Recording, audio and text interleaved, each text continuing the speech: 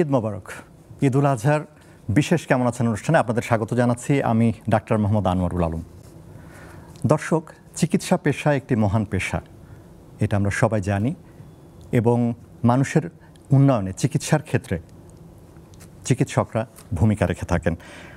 অনেক শ্রম, সময় এবং আত্মত্যাগের মাধ্যমে নিরলসভাবে নিজেকে গড়ে তোলেন চিকিৎসকরা এবং মানব সেবায় নিজেদেরকে উৎসর্গ করেন। দর্শক, আজকের কেমন আছেন অনুষ্ঠানে আমরা এমন এক দম্পতিকে পেয়েছি যারা চিকিৎসক দম্পতি এবং বাংলাদেশের চিকিৎসা ব্যবস্থায়, স্বাস্থ্য ব্যবস্থায় তারা দীর্ঘদিন ধরে বিভিন্নভাবে ভূমিকা রেখে আসছেন। আমরা আমার অতিথিদের পরিচয় করে দিতে চাই। আমার ডান দিকে রয়েছেন অধ্যাপক ডাক্তার জামালুল ইসলাম ভূঁইয়া, ইউরোলজি বিভাগ, সাবেক পরিচালক, জাতীয় কিডনি ও ইউরোলজি ইনস্টিটিউট। স্যার, আপনাকে স্বাগত জানাচ্ছি। ঈদ মোবারক। ঈদ মোবারক। আমার বাঁদিকে রয়েছেন অধ্যাপক ডাক্তার সৈয়দা শাহিনা সোভান মিতু, সাবেক পরিচালক, সেন্টার ফর মেডিকেল এডুকেশন এবং general secretary, Bangladesh society of medical biochemist. Madam, আপনাকেও স্বাগত জানাচ্ছি। ঈদ মোবারক। ঈদ মোবারক। ম্যাডাম, আমরা আলোচনা করতে চাই, আপনাদের বিষয়ে আমরা জানবো আজকের পুরোটা সময় ধরে। ম্যাডাম, আপনার কাছেই প্রথমে আসতে চাই। জামালপুরের সরকারি বালিকা উচ্চ বিদ্যালয় থেকে বাংলাদেশের অন্যতম প্রাচীন বিদ্যাপীঠ যদি বলি মেডিকেল শিক্ষার ক্ষেত্রে, ঢাকা মেডিকেল কলেজ, সেখানে আপনি পড়াশোনা করেছেন। তো এই জার্নিটা একটু জানতে চাই আসলে। ধন্যবাদ আপনাকে একটি চমৎকার প্রশ্নের জন্য। আসলে এটি একটি দীর্ঘ পথ পেরিয়ে আমার আশা। প্রথম যেদিন স্কুলে যাই, আমার মা তখন সেই স্কুলের টিচার ছিলেন এবং আমার মা ওই স্কুলের ছাত্রী ছিলেন, ছাত্রী থেকে টিচার হয়েছিলেন। মার হাত ধরে স্কুলে গেলাম, ভর্তি হলাম। যখন তৃতীয় শ্রেণীতে পড়ি তখন মুক্তিযুদ্ধ, এবং মুক্তিযুদ্ধের মোটামুটি আমার বাবা গেলেন মুক্তিযুদ্ধে, এবং আমরা অসম্ভব কষ্ট করেছি, স্ট্রাগল করেছি দেশের সব মানুষের মতোই মুক্তিযুদ্ধে। মুক্তিযুদ্ধের পর ফিরে অন্য সবার ট্রমার সঙ্গে আমার একটা নতুন ট্রমা যোগ হলো। সেটা হলো আমার সবসময় 3 পর্যন্ত রোল নাম্বার 1 ছিল। ফিরে দেখলাম আমার রোল নাম্বার 16 হয়ে গেছে, কারণ আমার স্কুলে বেতন দেওয়া হয়নি। সেটি আমার ছোট্ট মানুষ 8-9 বছর, 7-8 বছরের একটি মেয়ের মনে খুব ক্ষত সৃষ্টি করেছিল যে দেশ স্বাধীন হলো। তখনও কিন্তু আমরা ফিরে এসেছি জামালপুর শহরে সেপ্টেম্বরে, তখনও দেশ স্বাধীন হয়নি। আর্মিদের অনেক রকমের ব্যারিকেডের মধ্যে দিয়ে আমাদের স্কুল যেতে হতো, এবং স্কুলে না গেলে বাসায় আবার কমপ্লেইন হতো। যাই হোক, মুক্তিযুদ্ধ শেষ হলো। আমি একটি রাজনৈতিক পরিবারের মেয়ে, এবং সেই রাজনীতির ডামাডোলের মধ্যে দিয়ে 74, 75, 76 গেল। সেইভাবে কিন্তু আমাদের বাসায় যদি বলেন রাজনৈতিক পরিবেশটাই বড় ছিল, একাডেমিক পড়াশোনার বাদ দিয়ে। আমার বাবার একটা লাইব্রেরি ছিল যেখানে মুক্তিযুদ্ধ এবং ভাষার উপরে 5 থেকে 7,000 বই ছিল, সেগুলি আমরা সবসময় পড়েছি। আমার মা স্কুল টিচার ছিলেন, সেই কারণে উনি আমাদেরকে খুবই যত্ন করে পড়াতেন। এবং আজকে আমরা প্রায় প্রতিটা ভাই বোনে মোটামুটি পড়াশোনা করেছি। এটা আমার বেশিরভাগ অবদান আমার মার, আমার শ্রদ্ধেয় শিক্ষকদের, এবং আমার বাবার ছিল নীরব একটা পজিটিভ ভূমিকা। কখনো কোনো কিছুতে না করতেন না।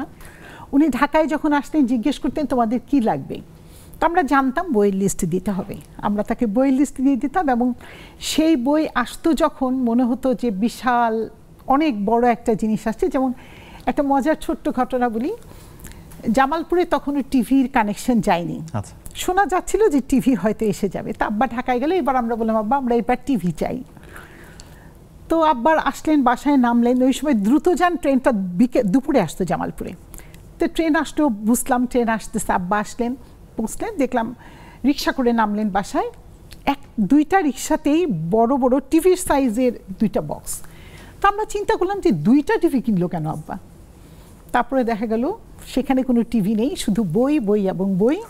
আব্বা বললেন যে জামালপুরে টিভি আসবে না, যতদিন না আসে তোমরা বই পড়ো। এইভাবে এগোতে থাকলো জীবন। তারপরে আমরা খুব ভালো একটা অন্য ধরনের একটা কালচার পরিবেশে বড় হয়েছি। আমার বাবা আমার দুইজনেই ভাষা সৈনিক। 21শে ফেব্রুয়ারি আমাদের বাসায় ছিল ঈদের মতো, আমরা নতুন কাপড় পেতাম, আমরা প্রভাত ফেরিতে যেতাম, আমরা অনুষ্ঠান করতাম, এবং খুব মন থেকে আসতো যে আমরা জানতাম আমার বাবা এই সংগ্রামে জামালপুরে নেতৃত্ব দিয়েছেন, আমার মাও এই সংগ্রামী ছিলেন। এই অনুভূতিগুলো আমাদের মধ্যে কাজ করত। স্কুলে যখন রেজাল্ট হলো রেজাল্ট, তারপরে আমার মা চিন্তা করলেন যে একটু এক্সপোজারটা ঢাকায় হোক, আমাকে ইডেন কলেজে ভর্তি করিয়ে দিলেন। স্কুল থেকে কলেজে, কলেজে চলে আসলেন? কলেজে চলে আসলাম ঢাকায়। কলেজে এসে যথারীতি হোস্টেলে, কারণ আমার বাবার তো ঢাকায় বাসা নেই, আমি হোস্টেলে শুরু করলাম ইডেন কলেজের, এবং হোস্টেলে আমার একটুও ভালো লাগতো না। এখানে কোনো বই নেই, আমাদের ঘুম ভাঙতো রবীন্দ্রনাথের গানে, সেখানে কোনো গানের ব্যবস্থা নেই।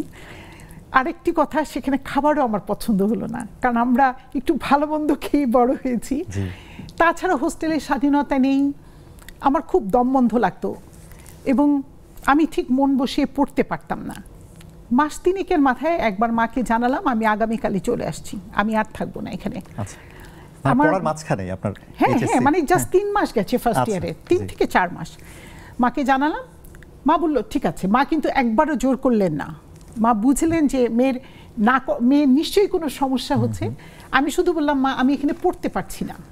মা বললো চলে আসো, টিসি আমি নিয়ে আসবো। আমি পরদিন চলে গেলাম, যেহেতু ইডেন গভর্নমেন্ট কলেজ, আমি জামালপুর যে কলেজে গেলাম গভর্নমেন্ট শেখ মাহমুদ কলেজ, তো আমার আর ভর্তির সমস্যা হলো না, আমি ট্রান্সফার সার্টিফিকেট নিয়ে সরাসরি ভর্তি হয়ে গেলাম। এবং ভর্তি হওয়ার পরে যে আমি কী আনন্দিত হলাম, সেই খোলা আকাশের মধ্যে বিশাল আমাদের ক্যাম্পাস, সেখানে পড়াশোনার পাশাপাশি খুবই সাংস্কৃতিক চর্চা হতো, আমরা সব কিছুতে অংশগ্রহণ করতাম। এবং 1981 সনে যখন আমার 17 বছর কয়েক মাস বয়স, জামালপুর ওই কলেজ থেকে প্রথম বিটিভিতে একটা বিতর্কের টিম আসে বিতর্ক করার জন্য। আমি অবশ্য দলনেতা ছিলাম না, যিনি দলনেতা ছিলেন এখন জামালপুরের জেলা পরিষদের চেয়ারম্যান উনি। আমরা 3 জন এসেছিলাম এবং আমি ছিলাম দ্বিতীয় বক্তা। তো অ্যাক্সিডেন্টালি আমি শ্রেষ্ঠ বক্তা হয়ে গেলাম, আমাদের টিম জিতলো। সেই থেকে আমি বেশ স্টার হয়ে গেলাম ওই ছোট্ট জায়গায়। তো তারপরে তো জামালপুর থেকে পাশ করে মেডিকেলে পরীক্ষা দিলাম। পরীক্ষা দেওয়ার পরে রেজাল্ট হলো যে আমি ঢাকা মেডিকেলে এসছি। আমার মা খুব মন খারাপ করলেন, খুবই মন খারাপ করলেন। উনি আতঙ্কে ভোগা শুরু করলেন, আবার কবে একটা ফোন আসবে, মা আমি পড়তে পারছি না, আমি বাসায় চলে আসবো।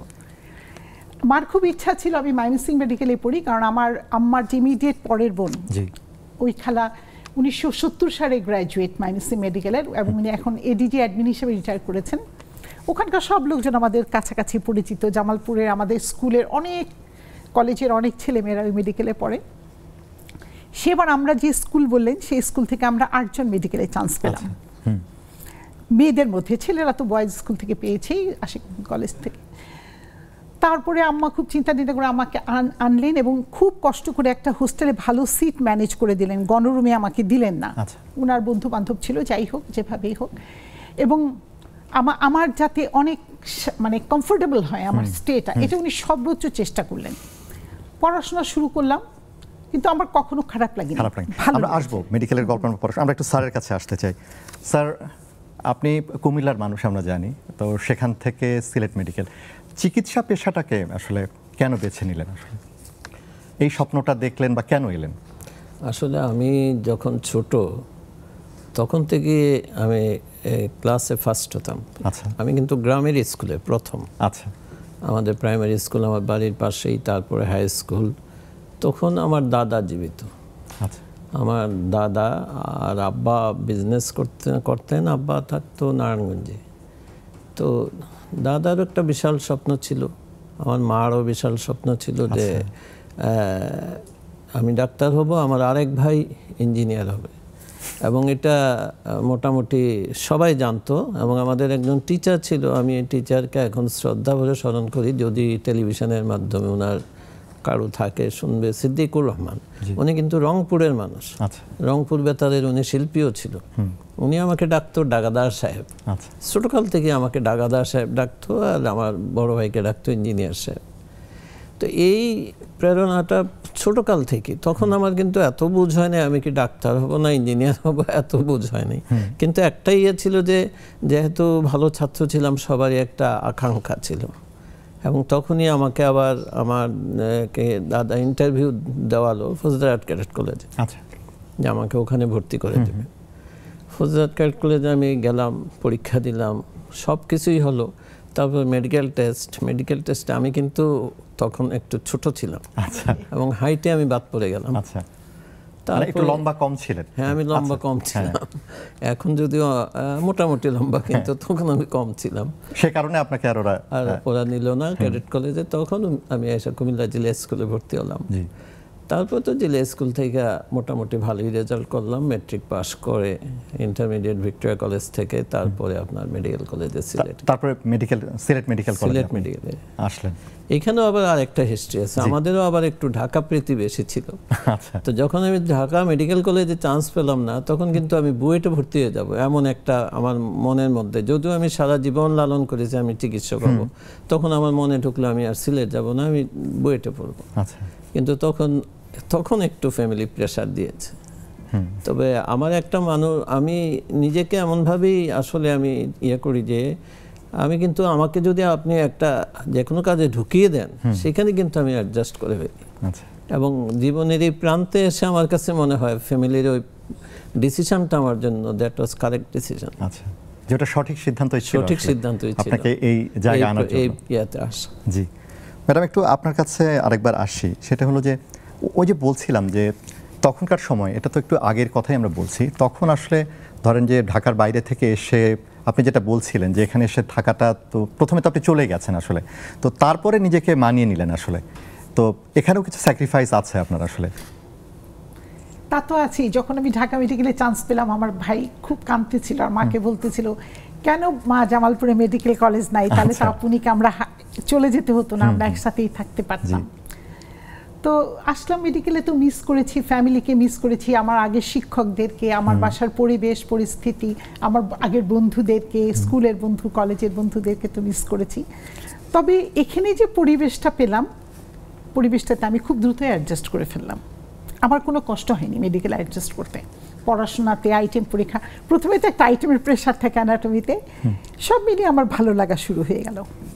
আচ্ছা স্যার, একটু আপনার কাছে একবার আসতে চাই। তো আপনার যে সাবজেক্টটা, আপনি যে সাবজেক্টে কাজ করছেন, সেটি আমরা জানি যে কিডনি নিয়ে আপনি কাজ করেন, কিডনি সার্জারি নিয়ে কাজ করেন, তো সেটাতে আসতে উৎসাহী হলেন কেন? আসলে প্রত্যেকটা মানুষের জীবনে একটা আইকন থাকে। আমি যখন নাকি মেডিকেল কলেজে পড়ি, তখন আমার এক বন্ধু বাবা অসুস্থ হলো। আচ্ছা। অসুস্থ হওয়ার পর সে আসলো ঢাকা, সে তখন জেনারেল জিন্নাত স্যার ছিলেন, ওনার কাছে চিকিৎসা হলো, ওনার ব্যবহার এগুলো আমরা শুনলাম। ও যখন আবার ফিরে গেল, তখন থেকে কেন জানি আমার মনের মধ্যে একটা মনের কোণে দানা বেঁধেছিল যে আমি একদিন ইউরোলজিস্ট হব। আচ্ছা, এটা হলো একটা কারণ, মনের মধ্যে একটা ইনপুট পাওয়া। আর একটা হলো আমি যখন সার্জন হলাম, আমি প্রথম তো সার্জন, জেনারেল সার্জন ছিলাম, এমবিবিএস করার পরে ফেলোশিপ করেছি জেনারেল সার্জারিতে। তখন আরেকটা জিনিস, যেটা আমাদের দেশে কিন্তু ইউরোলজিস্ট ছিল না, খুব কম ওই সময়টাতে। সে জিন্নাত স্যার ছিলেন ওখানে, আর এদিকে ইদ্রিস লস্কর। এটাই আসলে বলতে চাই স্যার, কারণ ওই সময় আপনি যে সময়ের কথা বলছেন আসলেই তো কঠিন ছিল। বিশেষ করে আমরা যেটা সাব স্পেশালিটি বলি, আসলে আগে তো সব জেনারেল সাবজেক্টই ছিল, কিন্তু এই জায়গাগুলোতে এমনিতেও চিকিৎসকের সংখ্যা কম ছিল। তো সেই জায়গায় আমার মনে হয় যে এই বিষয়টাকে আমার মনে হয় যে আপনি পছন্দ করেছিলেন। আপনি শুনলে একটু অবাকই হবেন, আমি 84-এ অ্যাসিস্ট্যান্ট রেজিস্ট্রারশিপ পরীক্ষা দিলাম। জি, এমবিবিএস পাস করার পর গ্রামে গেলাম, গ্রাম থেকে অ্যাসিস্ট্যান্ট রেজিস্ট্রার উঠে আসতে হলে অ্যাসিস্ট্যান্ট রেজিস্ট্রারশিপ পরীক্ষা দিতে হলো। আচ্ছা। অথবা পার্ট 1-এ আসতে হবে। আমি আমার ফার্স্ট চয়েসই ছিল ইউরোলজি। আচ্ছা। এবং আমি ওই ইউরোলজিতেই চান্স পেলাম ঢাকা মেডিকেল কলেজের। এবং তখন ইদ্রিস লস্কর সাহেব ছিল। ইদ্রিস লস্কর স্যার কিন্তু father of urology in Bangladesh. আচ্ছা। ওনার সাথে আমি কাজ করি, এবং আপনি আশ্চর্য হবেন, আমি একা একজন ডাক্তার, আর কেউ ছিল না, কিন্তু রোগীর সংখ্যা ছিল এখন যা তখনও তা 70, 80টা, 90টা, 100টা। আচ্ছা। এবং আমরা যখন হাঁটতাম মানুষ তাকিয়ে থাকতো, কারণ আমার একটা অ্যাপ্রনের গায়ে হয় প্রস্রাব, না হয় রক্ত লাগানো, আর হাতে থাকতো একটা আপনার গ্লাসের সিরিঞ্জ। এখন যে আপনার টমি সিরিঞ্জ বা এরকম ছিল না, গ্লাসের সিরিঞ্জ ছিল। এই গ্লাসের সিরিঞ্জ একটা আপনার পকেটে থাকতো। আর টেকনোলজিগুলো তো তখন এরকম ছিল না। একটা প্রোস্টেট অপারেশন করার পরে আমরা 7 ব্যাগ 8 ব্যাগ রক্ত দিতাম। আচ্ছা। তারপরে 5-6টা অপারেশন করলাম, 2টা মরে গেল, 3জন বাঁচলো, এইরকম অবস্থা ছিল। তো ওই সময়টা সুযোগ সুবিধার অনেক আপনার মানে সমস্যা ছিল, আসলে এত সুযোগ সুবিধাও ছিল না তখন। না না, অনেক সমস্যা ছিল, মানে অনেক প্রতিকূল অবস্থার মধ্যেও আপনাকে ওইটাকে সারভাইভ করা, মানে ওখানে থাকা, আপনার এই ধৈর্য নিয়ে থাকা, that was very tough thing. এখন যদি আমাকে বলেন, আমি পিছনের দিকে তাকালে মনে হয় যে আমি কি করে এটা পেরেছিলাম। ম্যাডাম আপনার কাছে আসি একটু, সেটা হলো আপনি একেবারে যদি স্যারের সাবজেক্টটা বলি, যেটা আমরা বলি যেটা ক্লিনিক্যাল সাবজেক্ট মেডিকেলে, তো সেই জায়গা থেকে আপনি মেডিকেল শিক্ষা যদি আমরা বলি যে সেখানে এডুকেশন, ছাত্রদের পড়ানো, বা আপনি যে সাবজেক্টে আছেন এটার সাথে ল্যাবরেটরি সার্ভিসের একটা রোল আছে আসলে, তো আপনি এটা কেন চয়েস করলেন? আমি যদি একটু বলি যে আপনি ঢাকা মেডিকেলে ছিলেন, চাইলে হয়তো একটা ভালো সাবজেক্ট, আপনি ভালো সাবজেক্ট বলছি এই অর্থে যে হয়তো আপনি সাধারণত ক্লিনিক্যাল সাবজেক্টে আসতে পারতেন, তো সেটিতে না আসলে এই দিকে কেন আসলেন? ওনার পড়া দেখতে দেখতে আর ওনার কষ্ট দেখতে দেখতে আমি ভাবলাম যে এত কষ্ট আর এত উনি যে পরিমাণ অধ্যাবসে এবং পড়ুয়া, এবং উনি ইমিডিয়েট আফটার মাই ম্যারেজ, আমাদের নিজস্ব একটু পছন্দের বিয়ে ছিল, তো বিয়ের পরে আমরা যখন জীবন শুরু করলাম উনি সকাল 6টায় বের হয়ে যেত, ফিরতো রাত 12টায়, মানে সূর্যের আলো ওনার সঙ্গে আমার খুব একটা দেখা হয়নি যতদিন উনি এফসিপিএস কমপ্লিট না করেছে। পার্ট 1 এর পর আমাদের বিয়ে। আপনাদের দেখা কখন হলো? আমাদের দেখা হয়েছে, অ্যাকচুয়ালি উনি তো আমার মেডিকেলের না। আচ্ছা, সেটাই, একদম সিলেট ঢাকা মেডিকেল। আমি সার্জারি ইউনিট 1 এ ইন্টার্ন হিসেবে জয়েন করি, ঠিক জয়েনও করি নাই, ওই সময় ডাক্তারের খুব ক্রাইসিস ছিল। আচ্ছা, তা আমাদের ফাইনাল ইয়ারের রেজাল্টের টেবুলেশন যখন হলো, দেখা গেল যে আমরা কিছু সংখ্যক পাস করে গেছি, তখন আমি জামালপুরে আমার প্রিন্সিপাল অফিস থেকে ফোন করা হলো, তুমি আসো ইমিডিয়েটলি জয়েন করো, আমাদের ডাক্তারের ক্রাইসিস, তুমি পাস করে গেছো এমবিবিএস। তো খবর পেয়ে এসে আমি জয়েন করলাম। আমি একটু আসতে দেরি হয়েছে, একদিন আসার পরে দেখলাম যে আমার আর কোথাও জায়গা নাই, শুধু সার্জারি ইউনিট 1 এ ওকে প্লেসমেন্ট দেওয়া হয়েছে। তো যাওয়ার পরে ওইখানে একজন সিএ ছিলেন ইদ্দিস ভাই, ইদ্দিস আলী স্যার, যিনি সন্ধানের প্রতিষ্ঠাতা একজন, এখন তো স্পাইন সার্জন, অসুস্থ এখন বর্তমানে। ইদ্দিস ভাই আমাদের কলেজ, ইদ্দিস ভাইকে আমি খুব ভালো করে চিনি কারণ আমি সন্ধানী করতাম, তখন ওনাকেও আমি দেখলাম, তো দেখলাম ভালো হলো, কাজ শুরু হলো। তো আমার মনে হয় আমাদের পরিচয় 2 মাসের মাথায় আমাদের মধ্যে একটা সম্পর্ক হয়, এবং আমাদের খুব তাড়াতাড়ি বিয়ে হয়ে যায়। তো তারপরে যে তার পড়ার কষ্ট, তার প্রফেশনাল কষ্ট, এগুলি দেখে দেখে আমি মনে করলাম যে এই লোকটার সঙ্গে যদি আমি জীবন শুরু করেছি থাকবো, তাহলে আমি একটু স্পেস রাখি। আর আমার পরিবারের শিক্ষকের সংখ্যা অনেক, আমার বড় চাচা, মেজো চাচা দুজনেই, একজন প্রিন্সিপাল একজন ভাইস প্রিন্সিপাল ছিলেন। আমার বাবার সারা জীবনের আক্ষেপ ছিল উনি কেন শিক্ষক হলেন না, উনি আইনজীবী। আমার মা শিক্ষক, আমার ছোট খালা শিক্ষক, আমার 3 ফুফু শিক্ষক। তো শিক্ষকতার বিষয়টি, হ্যাঁ, শিক্ষকতার প্রতি আমার একটা ফ্যাসিনেটেড আমি। এইটা আরেকটা জিনিস ছিল যে আমার বাবার কিডনি ডিজিজ ছিল, ওনার খুব ঘন ঘন বায়োকেমিক্যাল টেস্ট করতে হতো। আচ্ছা, তো তখন আমি দেখলাম যে আমার বাবার যা টেস্ট হয় তার প্রায় 90% টেস্টই এই সাবজেক্টে হয়, মানে আপনার যে সাবজেক্ট, আমি যে সাবজেক্টে পোস্ট গ্রাজুয়েশন করেছি। এই সব মিলিয়েই তারপরে আমি আসলে পড়তেও চাইনি, আর আমার পড়তে আর ভালো লাগতো না, ওর পড়া দেখে আর পড়তে ভালো লাগতো না। তারপরে সেই একদিন ফর্ম নিয়ে আসলো, সেই বললো লেখো, লিখলাম, সই করলাম, পরীক্ষা দিলাম, সেই নিয়ে জোর করে ভর্তি করিয়ে দিল। মানে আমার এই হলো আমার বায়োকেমিস্ট্রি পড়া। আমরা আলোচনাটা চালিয়ে নিব, একটা বিরতিতে যেতে চাই। দর্শক বিশেষ কেমন আছেন অনুষ্ঠানে একটা বিরতিতে যাচ্ছি, কিছুক্ষণ পরে ফিরে আসছি, আশা করি আমাদের সঙ্গে থাকবেন। দর্শক, ঈদুল আজহার বিশেষ কেমন আছেন অনুষ্ঠানে আরও একবার স্বাগত জানাচ্ছি। আমরা কথা বলছি, আমাদের সাথে 2জন অতিথি রয়েছেন অধ্যাপক ডাক্তার জামানুল ইসলাম ভূঁইয়া এবং রয়েছেন অধ্যাপক ডাক্তার সৈয়দা শাহিনা সোবহান মিতু। ম্যাডাম, আপনার কথা সূত্র ধরে একটু বলি, আমরা যেমনটা শুনছিলাম যে আপনি মেডিকেল শিক্ষায় এলেন, এর অনেকগুলো কারণ আপনি বলেছেন, এবং আপনার স্বামীর ক্ষেত্রে দেখেছেন তার পড়াশোনার বিষয়, তো এটাও কি একটা স্যাক্রিফাইস নয় আসলে?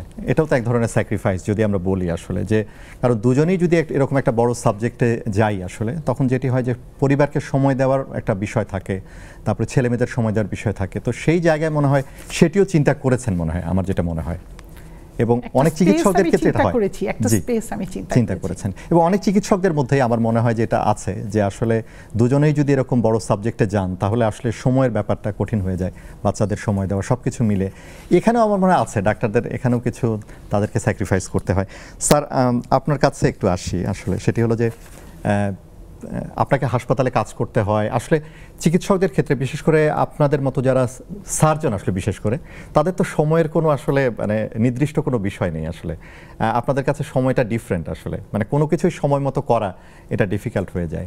তো ঈদের সময়টা কেমন যায় আসলে, আমরা যদি দুটো ঈদের কথা বলি? ঈদের সময় ধরেন আমরা যখন নাকি ইভেন্ট ট্রেনিং পিরিয়ডে বা আমরা যখন কনসালটেন্ট ছিলাম, আমি কিন্তু ঢাকা মেডিকেল কলেজেই আমার ট্রেনিং, আচ্ছা, অ্যাসিস্ট্যান্ট রেজিস্ট্রার, প্লাস ক্যাজুয়ালিটিতে আমি স্ট্যান্ড রেজিস্ট্রার ছিলাম, কনসালটেন্ট ছিলাম। আচ্ছা, আপনি বুঝছেন ঢাকা মেডিকেল কলেজের ক্যাজুয়ালিটি মানে একটা কঠিন জায়গা আমরা যদি বলি।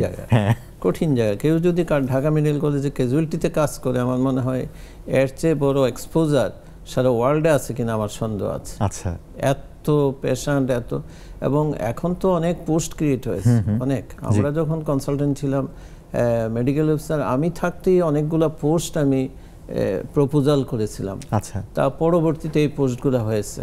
তো এখন তখন কিন্তু সেই সেম ইউরোলজিতে যেমন আমি একা ছিলাম, ওখানে যেও আমি সেই সাগরেই পড়েছিলাম। আচ্ছা, তবে তার পরবর্তীতে ওই আপনার জেনারেল সার্জারি ওয়ার্ড থেকে অনেকে পোস্ট দিত, রোটেশনে আসতো, ইন্টার্নিরা আসতো, এইভাবে আমরা কাজগুলো করতাম। আর ঈদের দিন সবচেয়ে মজার ব্যাপার হলো অনেক ঈদ আমাদের হসপিটালে আমিও চলে যেতাম অবশ্য ঈদ করতে। এটা ঈদের দিন হয়তো দেখা গেল কোনো সময় অনেকদিন এমনও হয়েছে হয়তো নামাজটা পড়তে পারিনি, কিন্তু আমি ওয়ার্ডে আছি। আচ্ছা, আর বেশিরভাগ ক্ষেত্রেই তো নামাজ পড়লেও আপনাকে ঈদ করেই আমার একটা রুটিন ডিউটি ছিল, ওই পাজামা পাঞ্জাবি পরেই আসা, হসপিটালে আসা, আপনার আসার পরে তারপরে আপনার একটা রাউন্ড দেওয়া, একটা মানে র্যাপিড রাউন্ড, কোন কোন রোগীটা খারাপ আছে।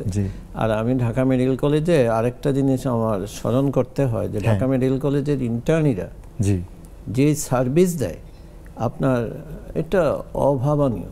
কারণ আপনি কিছুদিন আগে আমাদের মাননীয় মন্ত্রী মহোদয় বলছেন যে তোমাদেরকে তো নোবেল প্রাইজ দেওয়া উচিত। আসলেও তাই, কারণ ওরা যে সার্ভিস দেয়, আমরা চিকিৎসকদের অনেকে অনেক কথা বলি, এই কথাগুলো আসলে আমাদের সবার জানা উচিত যে আমরা কতটা সার্ভিস দিই ওখানে। এত পেশেন্ট, আপনার যে ও ম্যান পাওয়ার আছে, ম্যান পাওয়ারের তুলনায় অনেক বেশি রোগী আসলে।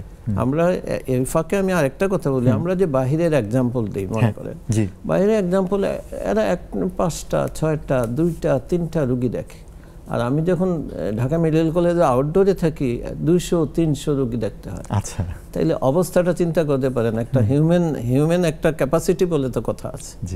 তারপরে এখন তো অনেক ইমপ্রুভ করেছে, এখন অনেক ইমপ্রুভ করেছে। আচ্ছা ম্যাডাম, আপনার ঈদগুলো কেমন হয় আসলে? স্যার তো বললেন, ওই যে বললাম ও সকালে হয়তো চলে যেত, যে তখন হয়তো বাসায় আমি একটু গোছগাছ করতাম, এরপরে কোনো দিন আসলে আমরা হয়তো ঈদটা একসাথে করতাম। অনেক দিনে আসতে পারতেন না, জরুরি গিয়ে অপারেশন করতে হবে, তা আমি চিন্তা করতাম আমিও চলে যাই, যে অ্যাসিস্ট করতাম, কাজ করতাম ওটিতে ওর সাথে।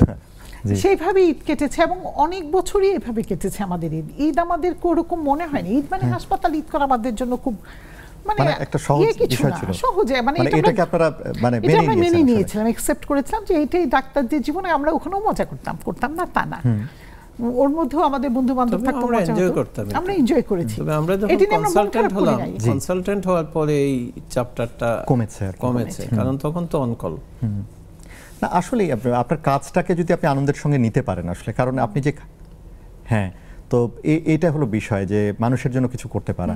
তো সেই সময়ের কোনো স্মৃতি যদি স্যার থাকে আমরা একটু শুনতে চাই। আমি আপনাকে একটা এক্সাম্পল দেই যে কতটা ভালো লাগে আপনার। একবার বোমা হামলা হয়েছিল, আপনার মনে আছে, রমনা বটমূলে। ওখান থেকে যে রোগীগুলো আসলো জেনারেল সার্জারি ওয়ার্ডে, আমি একদিন একটা রোগী দেখি যে একদম ক্যাকটিক হয়ে গেছে, শুকায় আছে। মানে আমি তো চিন্তা করলাম যে তার ঘা কিভাবে শুকাবে, এটা তো সম্ভব না, তার বডি রেজিস্ট্যান্সের দরকার আছে। মানুষের কতটা হয় যে আমি তখন কনসালটেন্ট হয়ে গেছি ক্যাজুয়ালিটিতে, যার জন্য আমাকে সারা হাসপাতালে রুগী দেখতে হয় ক্যাজুয়ালিটির। ওই সময় বেশি রুগী আসছে, ক্যাজুয়ালিটি ওয়ার্ড ছাড়াও ওগুলো জেনারেল সার্জারি ওয়ার্ডেও ভর্তি হয়েছে।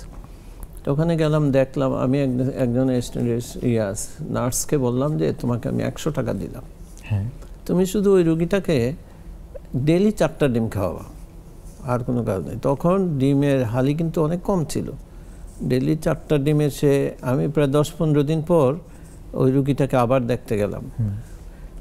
আপনি বিশ্বাস করবেন না, রুগীটার চেহারা টোটালি চেঞ্জ। মানে মানুষের এই যে অল্প একটু কাজে যে মানুষের কতটা আপনার চেঞ্জ হয়, কতটা রুগীটা দেখে আমার দিকে হাসতেছে এবং সে রুগীটা ভালো হয়ে গেছে। আমাদের স্মৃতি, আমাদের অনেক কষ্ট আছে, কিন্তু আপনার অনেক স্মৃতি আছে, আনন্দ আছে, অনেক আনন্দ আছে। আর কিছুদিন আগের আরেকটা গল্প বলি আপনাকে, এটাতে কত আনন্দ। যেহেতু আমরা ধর্মপ্রাণ মানুষ, হঠাৎ করে এক ফোন, এটা কিছুদিন আগে হঠাৎ করে একটা ফোন আসলো থেকে, সৌদি আরব থেকে, হারাম শরীফ থেকে। আচ্ছা, রুগী, স্যার আমি হারাম শরীফে। আমি তো বললাম কি ব্যাপার আপনার? আমি ভয় পেয়েছি যে তার কিছুদিন আগে আমি অপারেশন করেছি, আচ্ছা, যে তার কোনো সমস্যা হচ্ছে কিনা। স্যার আমি আপনার জন্য ওমরা করতেছি। আচ্ছা, তো এই যে মানুষের প্রাপ্তি, এগুলো আসলে আপনি এটা কোনো কিছু দিয়ে হয়তো মাপা যাবে না। এগুলো কোনো কিছু দিয়ে আপনি মাপতে পারবেন না। তো এই জায়গায় আপনাদের স্যাটিসফ্যাকশনের জায়গাটা অনেক স্যাটিসফ্যাকশন আছে, অনেক। যে আমরা বলি যে আসলে সুখের একটাই হচ্ছে যে আপনি ত্যাগের সাথে সুখের একটা রিলেশন, তাই তো? বিজ্ঞজনরা বলে যে আসলে ত্যাগের মধ্যেই প্রকৃত সুখ আসলে। তো সেটা বোধহয় আছে স্যার। হ্যাঁ, অনেক আছে। আপনি যদি সুখ না পান, আমি যদি স্যাটিসফাইড না হই, আমি তো এই কাজ করতে পারবো না। আপনি যে কোনো কাজ করবেন আনন্দের সাথে করতে হবে এবং আপনি মজা পাইতে হবে। যে কোনো কাজ, আপনি বই পড়েন, মজা না পেলে আপনি বই পড়তে পারবেন না তো। আমি যে কাজটা করি তা অবশ্যই আমি মজা পাই বলে এখানে কাজটা করতে পারি আনন্দের সাথে। স্যার বইয়ের কথা বললেন, একটু ম্যাডামের কাছে আসি, স্যারের কাছে আসবো। ম্যাডাম লেখালেখি করেন, আমরা দেখেছি গত বইমেলাতেও আপনার বই বেরিয়েছে, একটু শুনি সেটার কথা। আমি লেখালেখি করতাম স্কুল কলেজ থেকেই, কিন্তু ওইভাবে সিরিয়াসলি আসলে নেই নাই। সিরিয়াসলি নিলাম অ্যাকচুয়ালি ফেসবুকের অবদান। ফেসবুকে যখন এন্ট্রি হলো, দেখলাম অনেকে অনেক কিছু লিখে থেকে, তো আমি লেখা শুরু করলাম। আমার প্রথম বই বেরোলো 2016-তে। বইটির নাম হচ্ছে দিন যাপনের খসড়া, এবং এই বইটির বর্তমানে 3য় সংস্করণ চলছে। এটা উপন্যাস ম্যাডাম? না, উপন্যাস বলা যায়, পত্র উপন্যাস। It is composed of 46 letters. মানে আমার জীবনের সবচেয়ে প্রথম স্মৃতি থেকে আমার ছেলেকে লেখা একটা চিঠি দিয়ে বইটি শেষ হয়েছে। সেখানে আমার প্রথম স্মৃতি, প্রথম ট্রেনে ওঠার স্মৃতি, তারপরে বঙ্গবন্ধু আমাদের বাসায় এসেছিলেন 1970 সনে, তার স্মৃতি, মুক্তিযুদ্ধের স্মৃতি, সব মিলিয়ে স্কুল কলেজের স্মৃতি, সব মিলিয়ে সেই বইটা লেখা আছে। দ্বিতীয়টা একটু বিরতি হয়ে গেল। দ্বিতীয়টা এসছে 21 সনে, কবিতার বই, বসতের রৌদ্র ছায়া। আর তৃতীয় বইটি এসছে গতবার, সেটির নাম হচ্ছে অর্ধেক আকাশ। সেটি একটু উপন্যাস। আচ্ছা, এই কি নিয়ে অর্ধেক আকাশ? আমরা একটু শুনি। অর্ধেক আকাশ বইটি আসলে আধুনিক জীবনের একটা প্রতিফলন।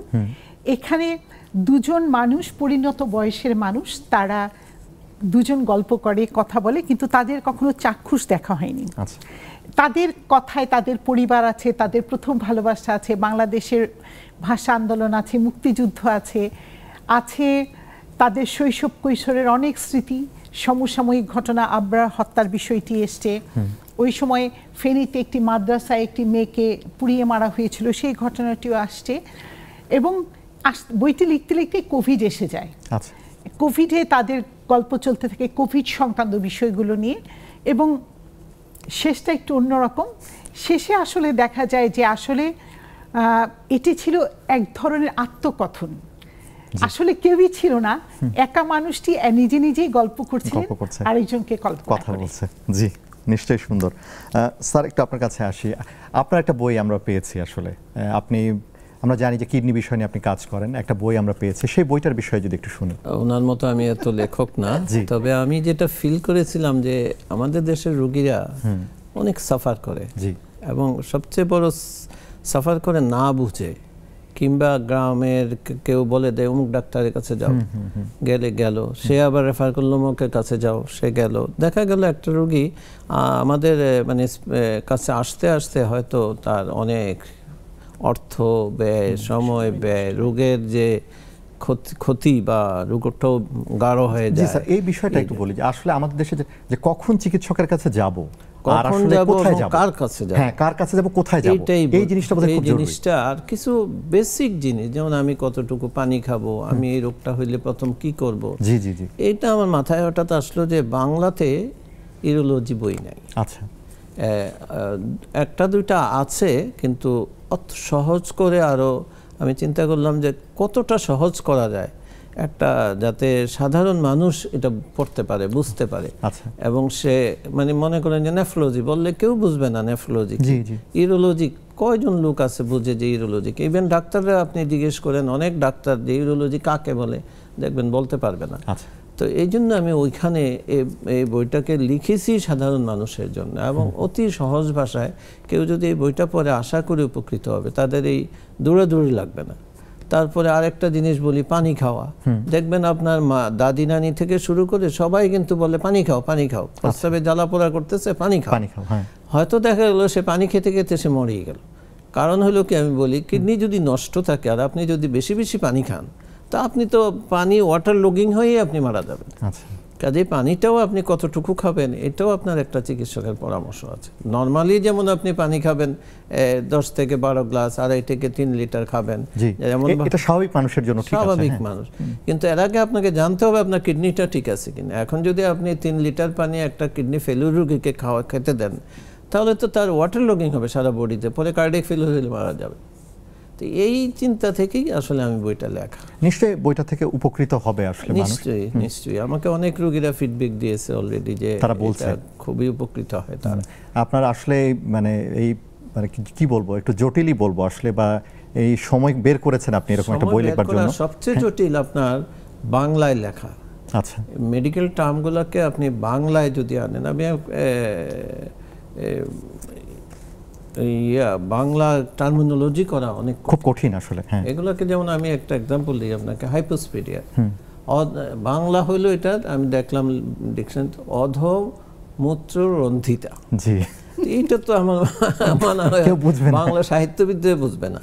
তো আমি ওটা লিখেছি, সাথে লিখেছি যে প্রস্রাবের বাহিরের রাস্তাটা পুরুষাঙ্গের নিচের দিকে থাকা। জি, সেভাবে আপনি ওটা এইভাবে, যাতে করে মানুষ বুঝতে পারে ব্যাপারটা। কারণ বুঝতে যদি না পারে তাহলে তো আপনার এই বই লেখার কোনো অর্থ নেই। ম্যাডাম, একটু আপনার কাছে আসি আরেকবার। সেটি হলো যে আপনি সেন্টার ফর মেডিকেল এডুকেশনে ছিলেন আসলে, তো সেখানে মেডিকেল শিক্ষা আমরা জানি যে বাংলাদেশের মেডিকেল কলেজে যে মানে শিক্ষাটা দেওয়া হয় বা ছাত্রদের যেটি পড়ানো হয়, সেই বিষয় নিয়ে আপনারা কাজ করেন আসলে মেডিকেল শিক্ষা নিয়ে। তো সেখানে আপনার আপনি চেষ্টা করেছেন কিছু কাজ করবার জন্য, সেইটা একটু জানতে চাই আপনার কাছে। সেন্টার ফর মেডিকেল এডুকেশন হচ্ছে শিক্ষকদের তৈরি করা, আচ্ছা, ছাত্র উপযোগী করে এবং আপনার সিলেবাস তৈরি করা, ছাত্ররা কি পড়বে তার কারিকুলামটা সেট করে দেওয়া। এবং সেন্টার ফর মেডিকেল এডুকেশনের ডিজি মেডিকেল এডুকেশন একমাত্র সেন্টার যেটা WHO-র সঙ্গে কাজ করে কোলাবোরেশনে। তো এই কাজ করতে যে প্রথমেই যেটা আমি অনুভব করলাম, তখন ডিজি ছিলেন এনায়েতুল্লাহ স্যার, উনিও এটা অনুভব করছিলেন যে আসলে ডাক্তারদের মেধা আছে, মেধা চর্চা নেই। আচ্ছা, মেধা চর্চাটা খুব বেশি প্রয়োজন এবং মেধা চর্চার প্রথম সোপানই হচ্ছে ট্রেনিং। আচ্ছা, সেই কারণে আমরা চলমান ছিল সেন্টার ফর মেডিকেল ট্রেনিং, সেই ট্রেনিং মডিউলটাকে কিছুটা আমরা মডিফাই করে আমরা ট্রেনিং শুরু করলাম সেই কোভিডের মধ্যেই, যথেষ্ট নিয়ে, সাহস নিয়ে এবং অনেক সতর্কতার সাথে।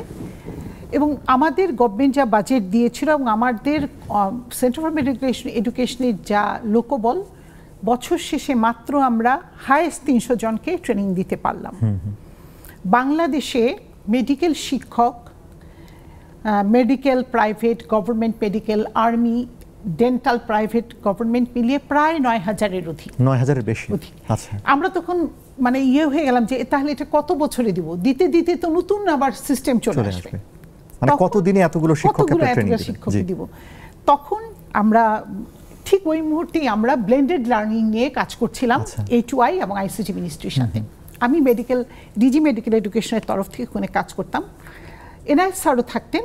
তা আমাদের স্যারের মাথায় মেনলি বুদ্ধিটা আসলো, আমার সঙ্গে শেয়ার করলেন যে আমরা টট করি, মানে ব্লেন্ডেড মানে যদি একটু বলেন। আচ্ছা, ব্লেন্ডেড এডুকেশন মানে হচ্ছে আমি একটা ছাত্রকে পড়াবো, কম্বিনেশনটা হবে অফলাইন এবং অনলাইন। আচ্ছা, তার মানে হাইব্রিড না, কিন্তু অফলাইন অনলাইনে পড়ানোর পর মানে ব্লেন্ডেডের অনেকগুলো স্তর আছে। আমি যেটা বলছি একদম ক্লাসিক্যাল ব্লেন্ডেড লার্নিং।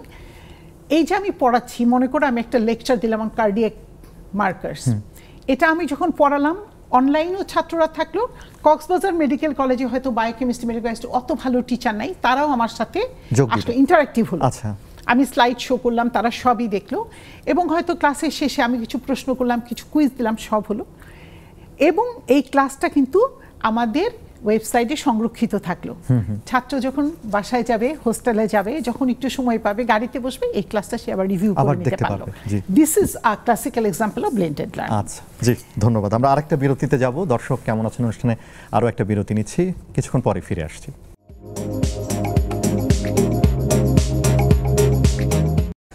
দর্শক, বিরতির পর আরও একবার ফিরে এলাম কেমন আছেন অনুষ্ঠানে, ঈদ উল আজহার বিশেষ এই আয়োজনে। আমরা কথা বলছি, দুজন চিকিৎসক আছেন আমাদের সাথে, অধ্যাপক ডাক্তার জামানুল ইসলাম ভূঁইয়া এবং ডাক্তার সৈয়দা শাহিনা সোভান মিতু। ম্যাডাম, আপনার কাছে আসি। মেডিকেল শিক্ষায় কাজ করেছেন, আমি জানি যে কিছু সামাজিক কাজের সাথে আপনারা জড়িত, আপনারা দুজনই। এই বিষয়ে একটু জানতে চাই, স্যারের কাছে যদি আসি। সামাজিক কাজ আসলে প্রত্যেকটা মানুষেরই করা উচিত, এটা আমি মনে করি আর কি। আমি মনে প্রাণে বিশ্বাস করি, কারণ আমরা তো এই সমাজ থেকে উঠে আসা মানুষ। জি, আমি গ্রাম থেকে উঠে আসছি, গ্রাম থেকে জেলা শহর, তারপরে রাজধানীতে আছি। তা আমি একটা যেমন গ্রামের, যেহেতু চিকিৎসা শাস্ত্রে আছি, আমাদের একটা সুযোগও আছে, বিশাল একটা সুযোগ আছে আপনার সাথে সাথে সামাজিক কাজকর্মগুলো করা। যেমন আমাদের কিছু স্কুলের কাজ আমাদের আছে, চিকিৎসার ব্যাপারে আমরা মাঝে মাঝে, আমি যেমন গ্রামে চিকিৎসার ব্যাপারে কাজ করি। আপনি জেনে সুখী হবেন যে আমি মানে আমার এখনো মনে হয় না, আমি আমার গ্রামটাকে আমার পরিবার আমি মনে করি। এবং আমার গ্রামের কারো কাছ থেকে এই পর্যন্ত, আমি সেই প্রথম যে দিন থেকে পাস করেছি এই পর্যন্ত কারো কাছ থেকে আমি পয়সা নিইনি, এবং ইভেন অপারেশন করেও নিইনি। অনেকে তো বড় বড় অপারেশন লাগে বা কিছু, যদি আমার সাবজেক্টের হয় আমি করে দিই, এটা আমার গ্রামবাসীরাও জানে। চেষ্টা করি, এটা হলো আমাদের ক্ষুদ্র প্রয়াস, আমার চিকিৎসার পাশাপাশি। আপনার কাছে যদি একটু আসি। আমি কিছু সামাজিক সাংস্কৃতিক অনুষ্ঠানের সঙ্গে যুক্ত। আমি ঢাকাস্থ জামালপুর সমিতির ভাইস চেয়ারম্যান, অনেক দিন থেকে আছি, কাজ করছি। জামালপুরে একটি ডায়ালিসিস সেন্টারের সাথে আমি জড়িত সমিতির মাধ্যমেই। আমাদের জামালপুরের একটি মেয়ে, সে খুব নামকরা প্রকৌশলী, ক্যালিফোর্নিয়াতে থাকে, বে এরিয়াতে থাকে। ওর মাধ্যমে আমরা জামালপুরে একটি ডায়ালিসিস সেন্টার প্রতিষ্ঠিত করেছি। এবং ঢাকাতে সোনার বাংলা ফাউন্ডেশন এবং আমরা জামালপুর সমিতি মিলে সেটি চালাই। কোনো গেইন না, কোনো লস না এই ভিত্তিতে। এবং জামালপুরের 26 লক্ষ মানুষের জন্য এটি একটি বিরাট ভরসার জায়গা, 10টা ডায়ালিসিস মেশিন। হ্যাঁ, এবং সেখানে মাসে প্রায় 580 থেকে 550 থেকে 580 পর্যন্ত ডায়ালিসিস হয়। এবং জামালপুর সমিতি থেকে প্রতি ডায়ালিসিসে 400 টাকা করে সাবসিডি দেওয়া হয়, যাতে রেটটা অনেক কম হয়ে যায়। এবং আমরা ব্যক্তিগতভাবে যাই দিই না, যেমন আমার জাকাতের অনেক বড় একটা অংশ আমি এখানে ব্যয় করি, এবং আমি এটা দেখাশোনা করি, এটা ফলো আপ করি, রোগীদের সঙ্গে কানেক্টেড থাকি। এটা আমার এরকম একটা ম্যাডাম রিমোট জায়গা, আমি বলবো ঢাকা থেকে অনেক দূরে ডায়ালাইসিস, এটা তো অনেক বড় একটা ব্যাপার মনে হয়। এই ফ্যাসিলিটিস অনেক জায়গাতে নেই। এত ভালো চলছে গত প্রায় 5-6 বছর থেকে, যে ইভেন কোভিডের সময় যারা ঢাকা থেকে গেছে সবাই ওইখানে ডায়ালাইসিস করছে। এবং জামালপুরে যারা ভিআইপি আগে জামালপুর যেতে পারতেন না, যাদের ডায়ালাইসিস নিতে হয়, তারাও যে ওই সেন্টারে ডায়ালাইসিস করে। আপনি বাংলাদেশ সোসাইটি অফ মেডিকেল বায়োকেমিস্টের সাথেও আছেন আসলে, তো বায়োকেমিস্ট যারা আসলে তাদের জন্য সামনে কি কোনো প্ল্যান আছে কি কিছু করার? হ্যাঁ, আমি এবার Bangladesh society of medical biochemistry general secretary হয়েছি। এই বিষয়টি এত ভাইব্রেন্ট একটি বিষয়, একজন ডাক্তার ভালো ডাক্তার হতে গেলে এই বিষয়টি এত জানতে হয়, এটি প্রথমে আমাদেরকে বুঝাতে হবে। এবং এই পড়াটিকে বই নির্ভর না করে হ্যান্ডস অন নির্ভর করা খুবই জরুরি। কারণ বাংলাদেশে যত ল্যাব টেস্ট হয় তার 70% কিন্তু মেডিকেল বায়োকেমিস্ট্রি রিলেটেড। তাহলে আমরা যদি একটা কোয়ালিটি প্রোডাক্ট না দিতে পারি ল্যাবে, সেই বিষয়ে আমরা চিন্তা ভাবনা করছি, কোয়ালিটি কন্ট্রোল নিয়ে আমরা কাজ করছি, আমরা সেমিনার করছি, আমরা বৈজ্ঞানিক অধিবেশন করার চেষ্টা করছি, বিভিন্ন ডিস্ট্রিক্টে আমরা যাচ্ছি।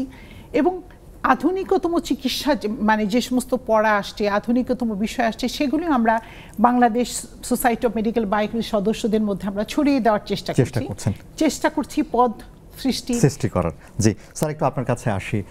এখন কিডনি রোগের ক্ষেত্রে আপনারা যে চিকিৎসা দিচ্ছেন, বাংলাদেশ যে অবস্থায় আছে, কোন অবস্থায় আছে, সামনের দিনগুলোতে কোথায় দেখতে চান আসলে? আমি মানে শুরুতে যা করেছি, এখন আপনি ধরতে পারেন যে আমি ওগুলো আর করি না। মানে এত চেঞ্জ আমরা টেকনোলজিক্যালি। তবে হ্যাঁ, আমরা যে একেবারে আকাশে পৌঁছে গেছি তা তো না। আমাদের কিছু কিছু সাবজেক্ট আছে এখনো আমরা পিছিয়ে আছি। মনে করেন এগুলোর সাথে অনেক ফাইন্যান্সিয়াল ম্যাটার জড়িত। রোবোটিক সার্জারি এখনো আমরা করতে পারিনি, কারণ রোবটের এত দাম এবং এই কস্টগুলো আপনার আলটিমেটলি পেশেন্টের উপরে যাওয়া, এই পেশেন্ট বিয়ার করতে পারবে না। তো এটা হয়তো সরকারিভাবে হবে এক সময় এটা। আর হলো ট্রান্সপ্লান্ট। ট্রান্সপ্লান্ট কিন্তু আমাদের হয়, এবং ভালো ভালো ট্রান্সপ্লান্ট সার্জন। আমি কিডনি ফাউন্ডেশনে আমি ট্রান্সপ্লান্ট কমিটির চেয়ারম্যান জি, ওখানকার। এখানে প্রফেসর হারুন রশিদ সাহেব আছেন, তারপরে আরও ট্রান্সপ্লান্ট টিম আছে আমাদের। ওনারা অনেক চেষ্টা করে ট্রান্সপ্লান্ট করে যাচ্ছেন, কিন্তু আমাদের আসলে এখন দরকার, সারা পৃথিবীতে যেটা দরকার, ক্যাডাভারিক ট্রান্সপ্লান্ট। আচ্ছা, আপনি এছাড়া শুধুমাত্র আইন একটা হয়েছে, আইনটা আবার রিভাইজড হয়ে আপনার সেকেন্ড গ্রেড থার্ড গ্রেড পর্যন্ত আপনার নিতে পারি আমরা, কিন্তু এখন তো মানুষও কমে গেছে। আপনার এটাও বুঝতে হবে যে আমাদের সন্তান তো কারো একটা, কারো নাই, কারো দুইটা, এখন মানুষ কমে গেছে, কঠিন হয়ে যাচ্ছে। জি, এটা নিয়ে কাজ করছেন। আমরা একদম শেষ মুহূর্তে চলে এসেছি। আমরা জানি যে আপনারা আসলে যেরকম ফ্যামিলি থেকে এসছেন, সেখানে অনেক ধরনের আপনারা লেখক, গান পছন্দ করেন। আমরা একটু গান শুনবো, তার আগে আমি একটু দর্শকদের কাছে বিদায় নিতে চাই। ঈদুল আজহার বিশেষ কেমন আছেন অনুষ্ঠানে বিদায় নিচ্ছি। আমরা গান শুনতে শুনতে আজকে আমাদের অনুষ্ঠান শেষ করব। ম্যাডাম এবং স্যার 2 লাইন করুন, তারপর আমি করি। আমি তো একটু মানুষ নিয়ে যখন কথা বলছি, আমি মানুষের ইয়াতেই কথা বলি একটু।